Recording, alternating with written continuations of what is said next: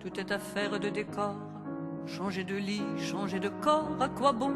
Puisque c'est encore moi qui moi-même me trahis, moi qui me traîne et m'éparpille, et mon ombre se déshabille dans les bras semblables des filles où j'ai cru trouver un pays. Cœur léger, cœur changeant, cœur lourd, le temps de rêver est bien court. Que faut-il faire de mes jours? Que faut-il faire de mes nuits? Je n'avais amour ni demeure, ni de part où je vis ou meurs. Je passais comme la rumeur, je m'endormais comme le bruit. Est-ce ainsi que les hommes vivent? Et leurs baisers au loin les suivent.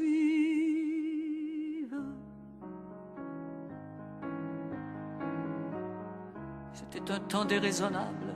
On avait mis les morts à table, on faisait des châteaux de sable, on prenait les loups pour des chiens, tout changeait de pôle et d'épaule, la pièce était-elle ou non drôle? Moi, si j'y tenais mal mon rôle, c'était de n'y comprendre rien. Dans le quartier Hohenzollern, entre la Sarre et les casernes, comme les fleurs de la luzerne fleurissaient les seins de Lola. Elle avait un cœur d'hirondelle sur le canapé du bordel. Je venais m'allonger près d'elle dans les hoquets du piano là. Est-ce ainsi que les hommes vivent? Et leurs baisers au loin les suivent.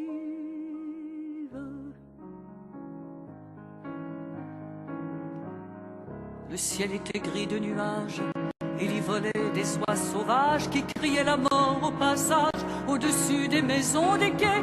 Je les voyais par la fenêtre, leur chant triste entrait dans mon être, et je croyais y reconnaître du Rainer Maria Rilke. Elle était brune et pourtant blanche, ses cheveux tombaient sur ses hanches, et la semaine et le dimanche, elle ouvrait à tous ses bras nus. Elle avait des yeux de faïence et travaillait avec vaillance pour un artilleur de Mayence qui n'en est jamais revenu. Est-ce ainsi que les hommes vivent? Et leurs baisers au loin les suivent.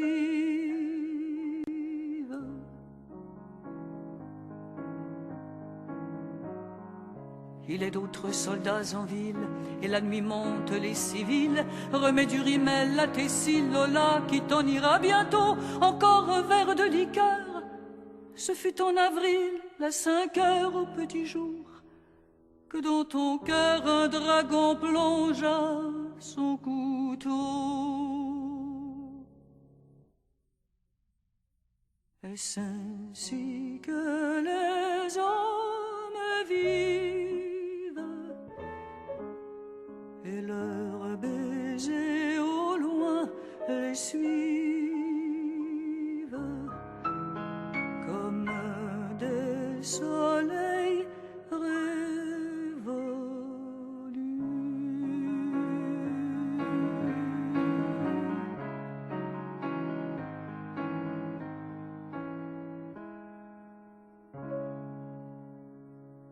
Hey, écoute, Jean.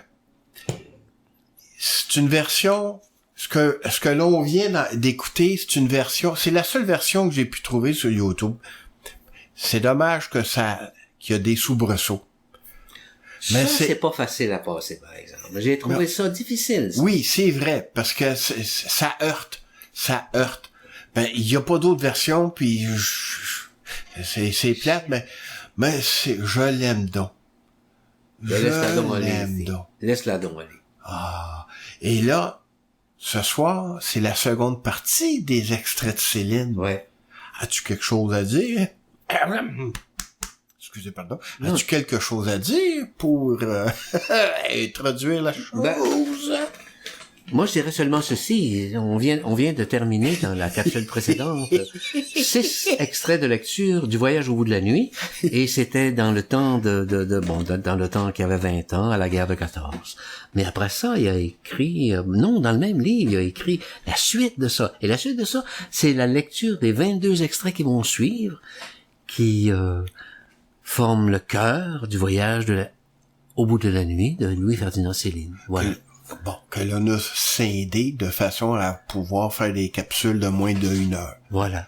Bon, bien, mesdames et messieurs, Jean, Matt et Michel Bianco vous reçoivent pour cette capsule de Jean-François Céline. C'est pas Jean-François Céline.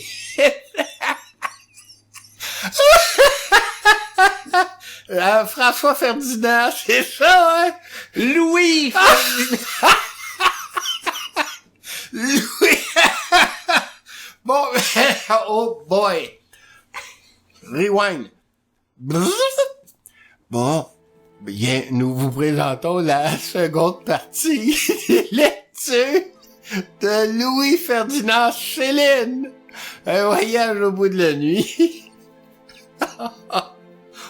J'espère que vous aurez autant de plaisir que nous, mes amis. On l'espère beaucoup. Bon, et c'est parti. Ça va comme suit. Les crépuscules dans cet enfer africain se révélaient fameux. On n'y coupait pas. Tragiques chaque fois comme d'énormes assassinats du soleil. Un immense chiquet. Seulement, c'était beaucoup d'admiration pour un seul homme. Le ciel, pendant 1 heure, paradait tout giclé d'un bout à l'autre d'écarlate en délire, et puis le vert éclatait au milieu des arbres et montait du sol en traînées tremblantes jusqu'aux premières étoiles. Après ça, le gris reprenait tout l'horizon, et puis le rouge encore, mais alors fatigué le rouge, et pas pour longtemps. Ça se terminait ainsi. Toutes les couleurs retombaient en lambeaux, avachis sur la forêt comme des oripeaux après la 100e. Chaque jour sur les 6 heures exactement que ça se passait. Et la nuit, avec tous ces monstres, entrait alors dans la danse parmi ces 1000 et 1000 bruits de gueules de crapauds. La forêt n'attend que leur signal pour se mettre à trembler, siffler, mugir de toutes ses profondeurs. Une énorme gare amoureuse et sans lumière, pleine à craquer. Des arbres entiers, bouffis de gueuletons vivants, d'érections mutilées, d'horreur. On n'en finissait par ne plus s'entendre entre nous dans la case. Il me fallait gueuler à mon tour par-dessus la table comme un chat huant pour que le compagnon me comprît. J'étais servi, moi qui n'aimais pas la campagne.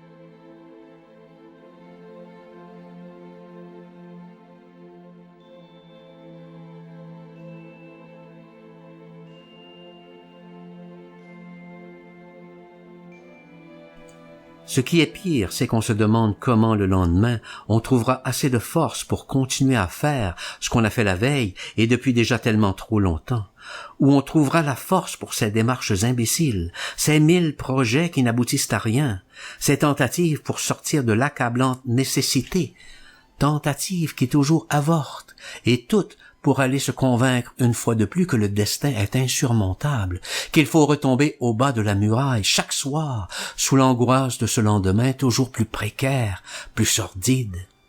C'est l'âge aussi qui vient peut-être, le traître, et nous menace du pire.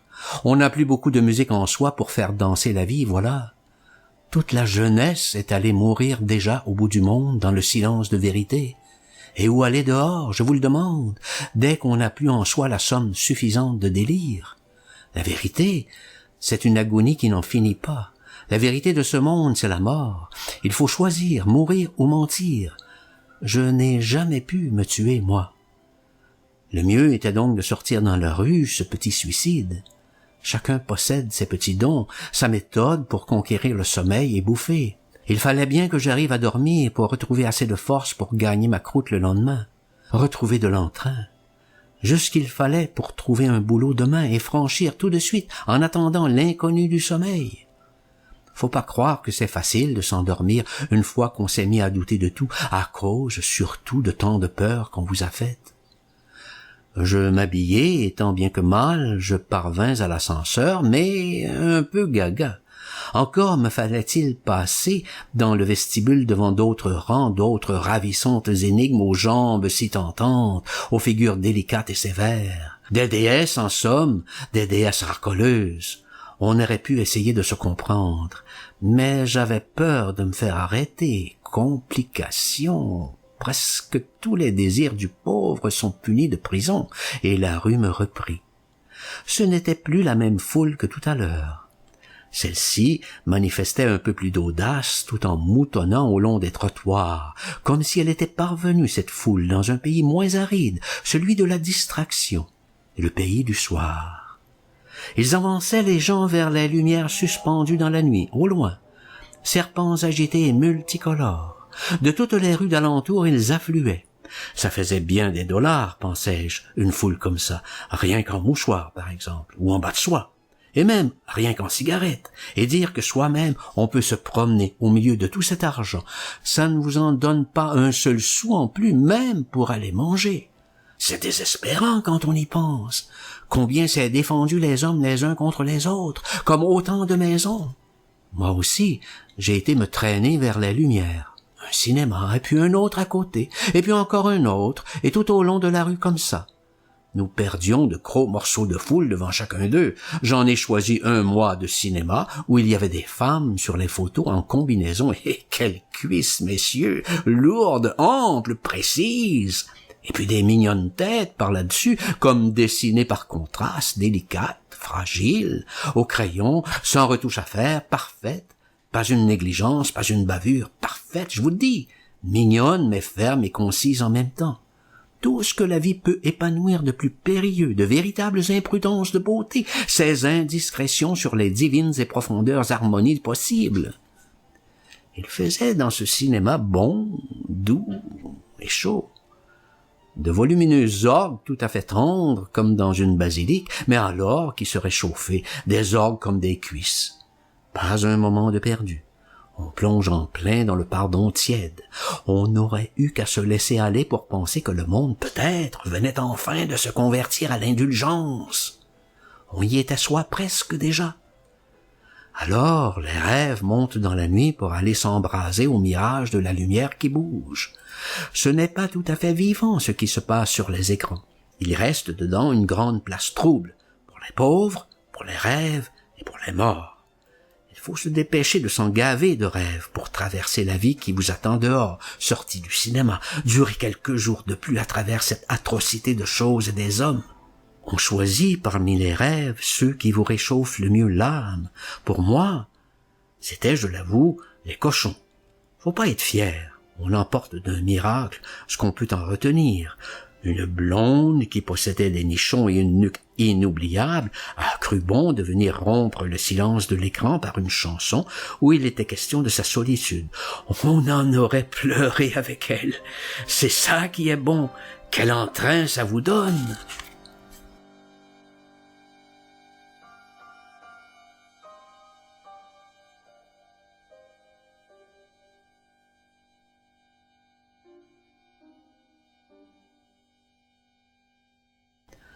J'en avais ensuite, je le sentais déjà, pour au moins 2 journées de plein courage dans la viande.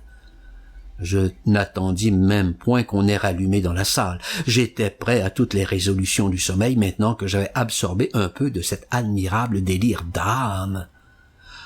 De retour au Laugh Calvin, malgré que je l'eusse salué, le portier négligea de me souhaiter le bonsoir, comme ceux de chez nous, mais je me foutais à présent de son mépris au portier. Une forte vie intérieure se suffit à elle-même et ferait fondre 20 années de banquise. C'est ainsi. Dans ma chambre, à peine avais-je fermé les yeux que la blonde du cinéma venait me rechanter encore et tout de suite pour moi seul alors toute sa mélodie de sa détresse. Je l'aidais pour ainsi dire à m'endormir et j'y parvins assez bien. Je n'étais plus tout à fait seul. Il est impossible de dormir seul.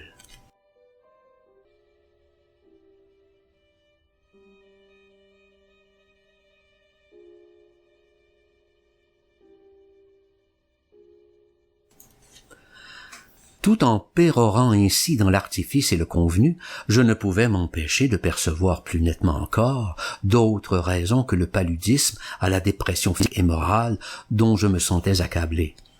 Il s'agissait au surplus d'un changement d'habitude. Il fallait que j'apprenne une fois encore à reconnaître de nouveaux visages dans un nouveau milieu, d'autres façons de parler et de mentir. La paresse, c'est presque aussi fort que la vie. La banalité de la farce nouvelle qu'il faut jouer vous écrase, et il vous faut somme toute encore plus de lâcheté que de courage pour recommencer. C'est cela l'exil, l'étranger, cette inexorable observation de l'existence telle qu'elle est, vraiment, pendant ces quelques heures lucides, exceptionnelles dans la trame du temps humain, où les habitudes du pays précédent vous abandonnent, sans que les autres, les nouvelles, vous aient encore suffisamment abrutis. Tout dans ces moments vient s'ajouter à votre immonde détresse pour vous forcer, débiles, à discerner les choses, les gens et l'avenir tels qu'ils sont, c'est-à-dire des squelettes, rien que des riens, qu'il faudra cependant aimer, chérir, défendre, animer comme s'ils existaient. Un autre pays, d'autres gens autour de soi, agités d'une façon un peu bizarre, quelques petites vanités en moins, dissipées, quelque orgueil qui ne se trouve plus sa raison, son mensonge, son écho familier, et il n'en faut pas davantage, la tête vous tourne, et le doute vous attire, et l'infini s'ouvre rien que pour vous, un ridicule petit infini, et vous tombez dedans. Le voyage, c'est la recherche de ce rien du tout, de ce petit vertige pour couillon.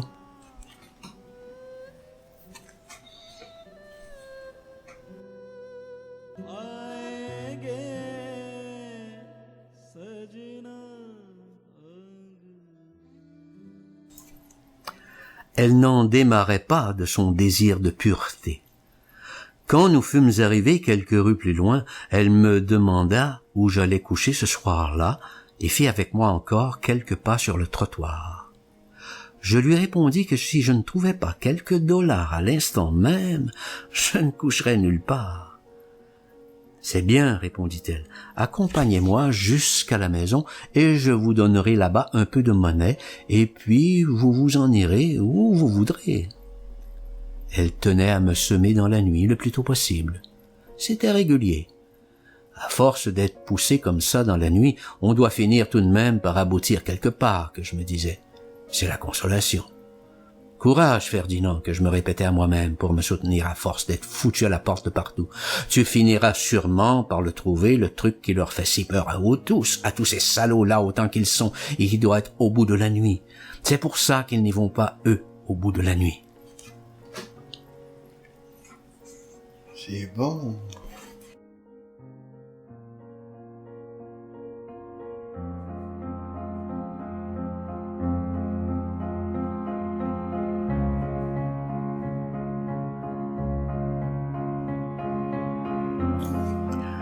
En banlieue, c'est surtout par les tramways que la vie vous arrive le matin. Il en passait des pleins paquets avec des plaines bordées d'ahuris brinque-ballant dès le petit jour par le boulevard Minotaure qui descendait vers le boulot. Les jeunes semblaient même comme contents de s'y rendre au boulot. Ils accéléraient le trafic, se cramponnaient au marchepied, c'est mignon, en rigolant. Faut voir ça. Mais quand on connaît depuis 20 ans la cabine téléphonique du bistrot, par exemple, si sale qu'on la prend toujours pour les chiottes, l'envie vous passe de plaisanter avec les choses sérieuses, et avec Rancy en particulier. On se rend alors compte où qu'on vous a mis. Les maisons vous possèdent, toutes pisseuses qu'elles sont, plates façades, leur cœur est au propriétaire, lui on le voit jamais, et il n'oserait pas se montrer, il envoie son gérant, la vache. On dit pourtant dans le quartier qu'il est bien aimable, le proprio, quand on le rencontre. Ça n'engage à rien. La lumière du ciel à Rancy, c'est la même qu'à Détroit. Du jus de fumée, qui trempe la plaine depuis Levallois. Un rebut de bâtisses tenues par des gadous noirs au sol. Les cheminées, des petites et des hautes, ça fait pareil de loin qu'au bord de la mer, les gros piquets dans la vase, là-dessus. Là-dedans, c'est nous. Faut avoir le courage des crabes aussi à Rancy, surtout quand on prend de l'âge et qu'on est bien certain d'en sortir jamais plus. Au bout du tramway, voici le pont poisseux qui se lance au-dessus de la Seine, ce gros égout qui montre tout. Au long des berges, le dimanche et la nuit, les gens grimpent sur l'étang pour faire pipi. Les hommes, ça les rend méditatifs de se sentir devant l'eau qui passe. Ils urinent avec un sentiment d'éternité, comme des marins. Les femmes, ça ne médite jamais, saines ou pas. Au matin donc, le tramway emporte sa foule se faire comprimer dans le métro. On dirait aller voir tous s'enfuir de ce côté-là qu'il leur est arrivé une catastrophe du côté d'Argenteuil, que c'est leur pays qui brûle. Après chaque aurore, ça les prend. Ils s'accrochent par grappes aux portières, aux rambardes. Grande déroute. C'est pourtant qu'un patron qu'ils vont chercher dans Paris, celui qui vous sauve de crever de faim. Ils ont énormément peur de le perdre, les lâches. Il vous l'a fait transpirer pourtant sa pitance. On en pue pendant 10 ans, 20 ans et davantage. C'est pas donné. Et on s'engueule dans le tramway déjà un bon coup pour se faire la bouche. Les femmes sont plus râleuses encore que des moutards. Pour un billet en resquille, elles feraient stopper toute la ligne.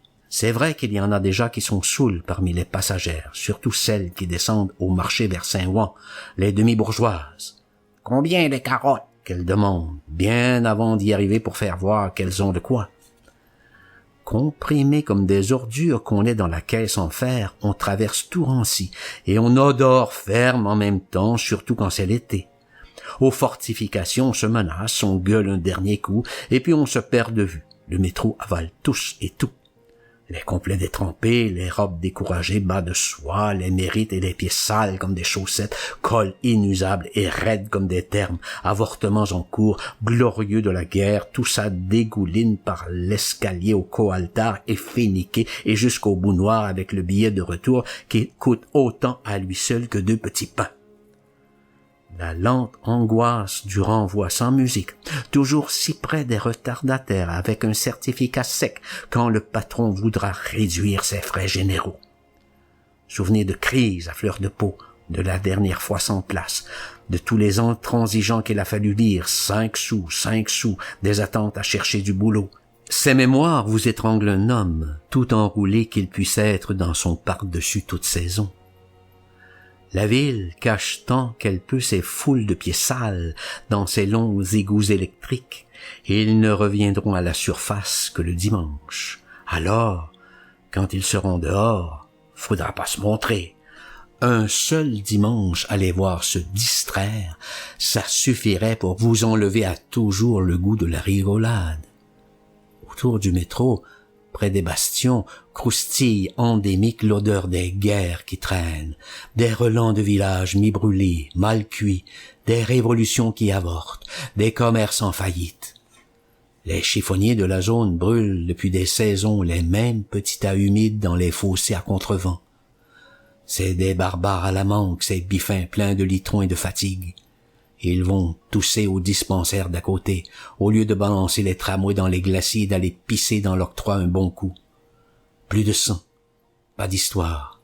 Quand la guerre, elle reviendra, la prochaine, ils feront encore une fois fortune à vendre des poudres, de la cocaïne et des masques en tôle ondulés. Moi, je m'étais trouvé pour la pratique un petit appartement au bord de la zone, d'où j'apercevais bien les glacis, et l'ouvrier toujours, qui est dessus, à regarder rien, avec son bras dans un gros coton blanc, blessé du travail, qui sait plus quoi faire et quoi penser, et qui n'a pas assez pour aller boire et se remplir la conscience.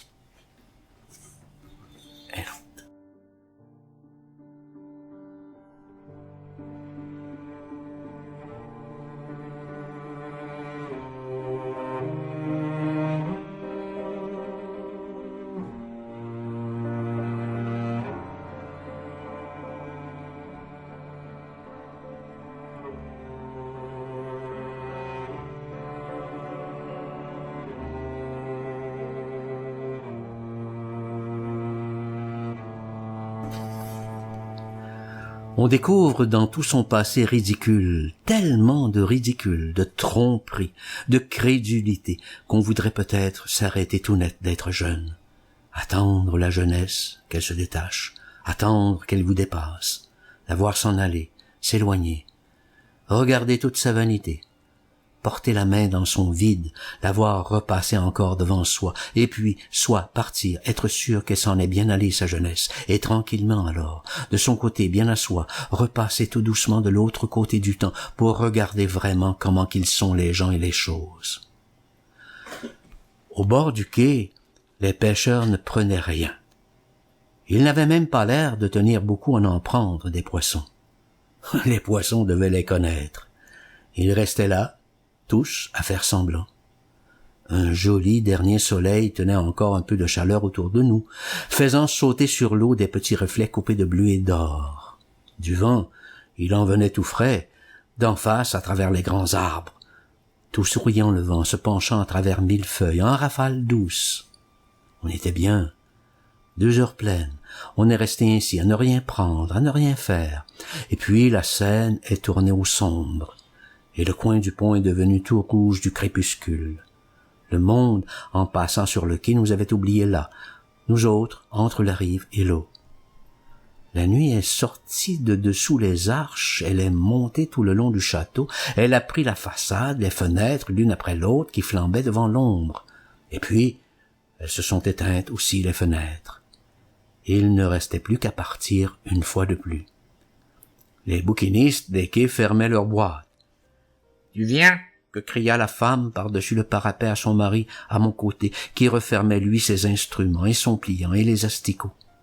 Il a grogné, et tous les autres pêcheurs ont grogné après lui, et on est remonté, moi aussi, là-haut en grognant, avec les gens qui marchent. Je lui ai parlé à sa femme comme ça, pour lui dire quelque chose d'aimable, avant que ça soit la nuit partout. Tout de suite, elle a voulu me vendre un livre. C'en était un de livres qu'elle avait oublié de rentrer dans sa boîte à ce qu'elle prétendait. Alors ce serait pour moins cher, pour presque rien, qu'elle ajoutait. Un vieux petit Montaigne, un vrai de vrai pour 1 franc. Je voulais bien lui faire plaisir à cette femme pour si peu d'argent. Je l'ai pris, son Montaigne.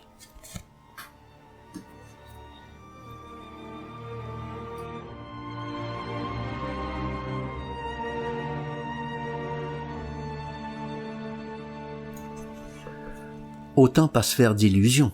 Les gens n'ont rien à se dire. Ils ne se parlent que de leur peine à eux chacun, c'est entendu. Chacun pour soi, la terre pour tous. Ils essayent de s'en débarrasser de leur peine sur l'autre, au moment de l'amour.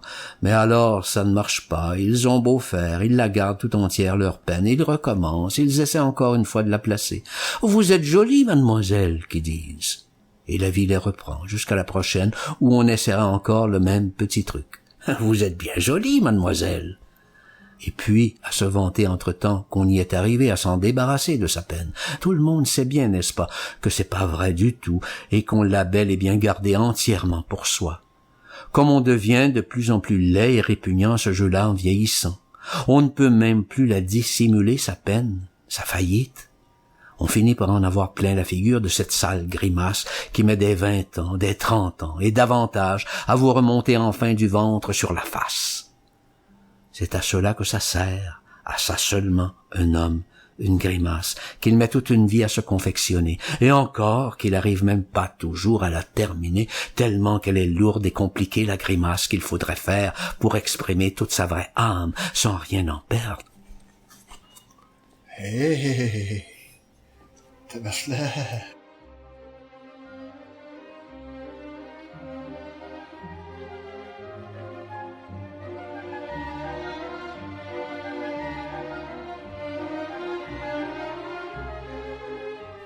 Les riches n'ont pas besoin de tuer eux-mêmes pour bouffer. Ils les font travailler, les gens, comme ils disent. Ils ne font pas le mal eux-mêmes, les riches. Ils payent. On fait tout pour leur plaire et tout le monde est bien content. Pendant que leurs femmes sont belles, celles des pauvres sont vilaines. C'est un résultat qui vient des siècles, toilettes mises à part. Belles mignonnes, bien nourries, bien lavées. Depuis qu'elles durent, la vie n'est arrivée qu'à ça. Quant au reste, on a beau se donner du mal, on glisse, on dérape, on retombe dans l'alcool qui conserve les vivants et les morts, on n'arrive à rien, c'est bien prouvé.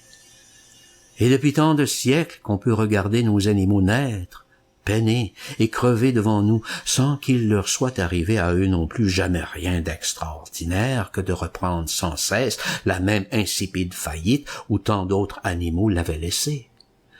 Nous aurions pourtant dû comprendre ce qui se passait. Des vagues incessantes d'êtres inutiles viennent du fond des âges mourir tout le temps devant nous, et cependant on reste là à espérer des choses. Même pas bon à penser la mort qu'on est. J'avais l'habitude et même le goût de ces méticuleuses observations intimes. Quand on s'arrête à la façon, par exemple, dont sont formés et proférés les mots, elles ne résistent guère, nos phrases, au désastre de leur décor baveux. C'est plus compliqué et plus pénible que la défécation, notre effort mécanique de la conversation. Cette corolle de chair bouffie, la bouche, qui se convulse à siffler, aspire et se démène, pousse toute espèce de son visqueux à travers le barrage puant de la carie dentaire. Quelle punition! Voilà pourtant ce qu'on nous adjure de transposer en idéal. C'est difficile. Puisque nous sommes que des enclos de tripes tièdes et mal pourris, nous aurons toujours du mal avec le sentiment. Amoureux, ce n'est rien, c'est tenir ensemble qui est difficile.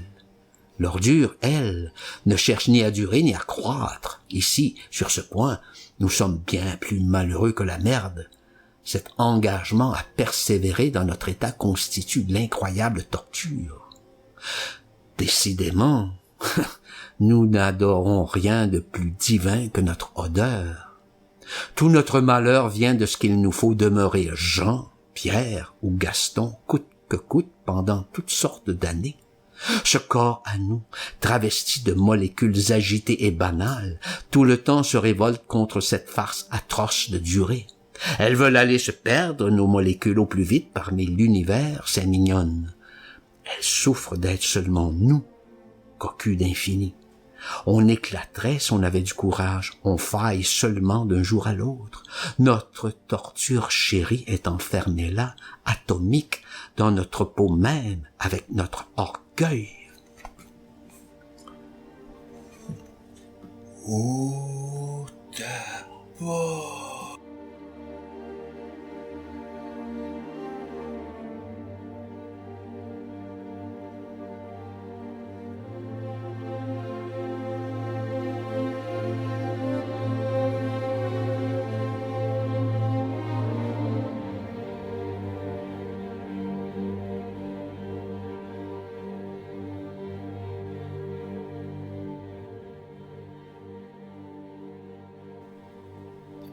C'était la seconde partie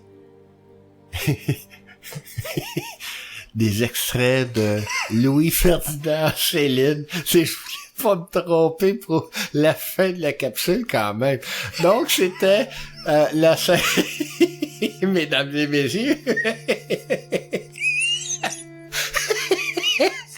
Bon, ceci me fait à la seconde partie des extraits de Louis-Ferdinand Céline, Un voyage au bout de la nuit, lu par Jean Matt et Michel Bianco au micro. Nous vous souhaitons du bon temps jusqu'à la lecture, jusqu'à l'écoute de la troisième et dernière partie des extraits de Louis-Ferdinand Céline. Bye bye! Ah oui, Jean, dis quelque chose. Bye bye. Il est cheap. Oh, cheap, oh.